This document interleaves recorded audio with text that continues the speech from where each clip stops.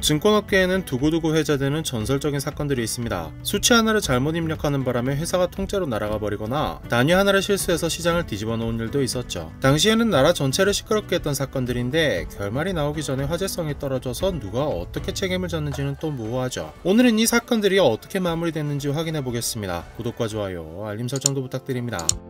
한맥투자증권 파산 사태는 한 증권사가 아주 사소한 주문 실수로 약 2분 만에 460억 원의 손실을 입고 파산해버리고 만 사고입니다. 전자금융시대에 사람의 실수가 만드는 금융사고를 의미하는 패핑거의 대표 사례로 꼽히죠. 2013년 12월 12일에 발생한 이 사고의 원인은 알고리즘 트레이딩의 설정 실수였습니다. 컴퓨터가 조건에 따라 자동으로 거래하는 알고리즘 트레이딩은 거래가 순식간에 다량으로 이루어지기 때문에 피해도 기하급수적으로 커지게 됩니다. 프로그램은 잘못 입력된 조건에 따라 초당 250건이 넘는 속도로 보유 옵션을 헐값에 팔아치우거나 고가에 사들였고, 문제를 인식하고 코드를 뽑기까지 143초 동안 36,000여 건의 거래가 이루어졌습니다. 그나마 읍소로 일부 이익을 돌려받은 금액이 462억입니다. 한맥투자증권은 부활의 여지 없이 파산했습니다. 이 사건 이후로 이런저런 내부 통제 기준도 생기고, 한국거래소는 파생상품 착오 거래가 발생했을 때 직권으로 거래를 취소할 수도 있게 됐습니다. 땜질이든 뭐든 재발 방지를 위한 노력이 있었죠.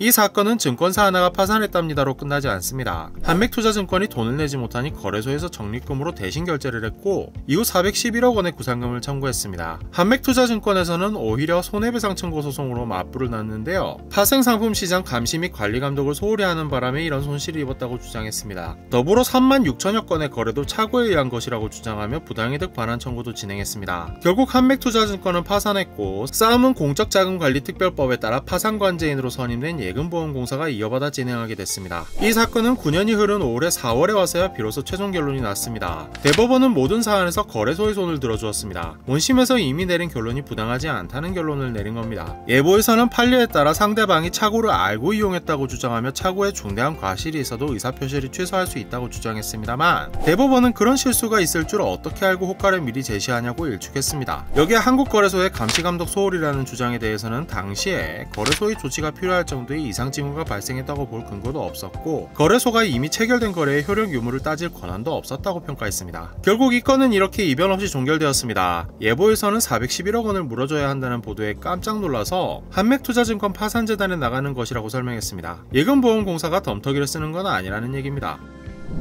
삼성증권 유령 주식 사태는 파장이 굉장했습니다. 처음에는 일부 직원들의 일탈 정도로 취급되었습니다만, 그 내용이 시사하는 바가 무시무시해서 개미 투자자들이 붕괴하고 음모론도 양산되는 등 시끌시끌했죠. 이 사건은 2018년 4월 6일에 터졌습니다. 전날 삼성증권에서는 다음날에 있을 우리 사주 조합원에 대한 현금 배당을 입력했는데, 이때 조합원 2018명에게 한 주당 1,000원의 현금 배당금이 아니라 1,000주의 자사주를 입고시켰습니다. 9시 30분 입고 직후 사태를 파악한 직원 중 22명이 매도 주문을 냅니다. 이들은 약 30분 동안 1208만 주의 매도 주문을 냈고, 16명이 501만 주를 팔아치우는 데 성공했으며, 덕분에 주가는 7차례 VI가 가동될 정도로 급락했습니다. 피해는 굉장했습니다. 당시 전일 종가 대비 11.68% 급락했는데, 시총으로 따지면 4천억 원이 넘는 돈이 한순간에 증발해버린 겁니다. 당시 자사주 배당이 한 주당 1,000주로 나갔다는 걸 고려하면 고작 4억 8천만 원어치 주식으로 거의 1,000배 가까운 피해를 입힌 거죠. 이 사건은 소위 무차익 공매도 문제로 발전하면서 심각성을 더했습니다. 증권사들이 실체 없는 주식을 만들어서 거래소에 유통시킬 수 있다는 걸 실증해버린 셈이었고, 투자자들은 이게 무차익 공매도가 아니면 뭐냐고 붕괴했습니다.